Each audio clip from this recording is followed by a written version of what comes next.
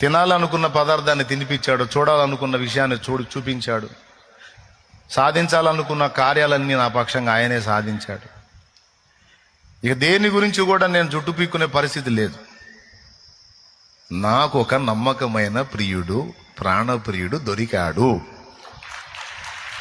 ఆయనను నేను కాస్తో కూస్తో ఎరుగుదును. ఈరోజు మీకు చెప్తుంది ఏంటంటే, మీరు ఎరుగుదురా? మిమ్మల్ని పిలిచిన వానిని, మీకు తోడై ఉన్న వానిని, తన రక్తంతో మిమ్మల్ని కడిగిన వానిని మీరు ఎరుగుదురా? ఆయన మీద ఆనుకోవటం అనేది మీరు చేశారా?